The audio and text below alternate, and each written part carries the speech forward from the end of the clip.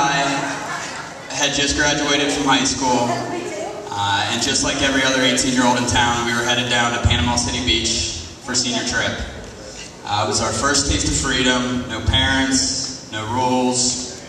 Actually, Mrs. Alberts did give us an extensive list of rules that we were supposed to follow. Mrs. Alberts, I promise we did not speed on our way down there, except when Jake was driving. It's not exactly the type of place you would expect to find someone, but while the rest of us were cruising up and down the strip, hugging the bathroom floor, and in my case, getting to know the hotel security staff, Jeff met Jill on the beach the first night we were down there. It didn't exactly happen right away.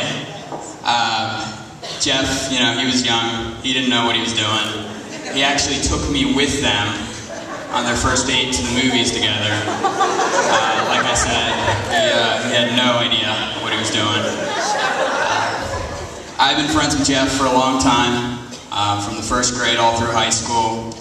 When I would come home from college, he made sure I always had a place to crash, no matter how many pieces of furniture I ruined. Don't ask. There was one year in particular, he was living in a house with a couple of my fellow groomsmen at the end there, Mike and Eric, and I swear I spent the entire summer living on their couch. I think my dad filed a missing persons report at one point.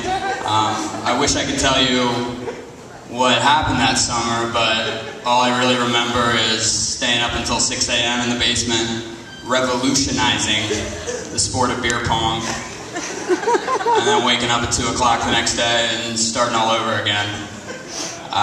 Jeff, believe it or not, is the friend whose job it was to keep us out of trouble.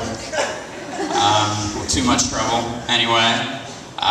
Jeff has always been the type of friend who's there when no one else is.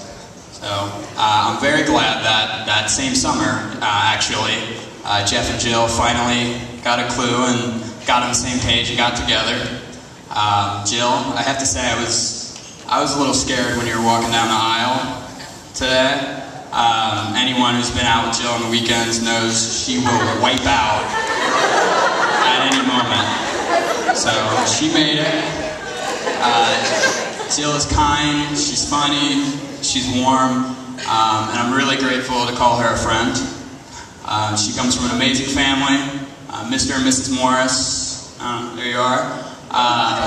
Not only do they have a house full of love and support, if you don't know yet, you'll find out soon enough, they really know how to party. Lizzie over here, she's an adorable little sister. I'm a little surprised she didn't mention it actually, but she had a huge crush on me when she was 13.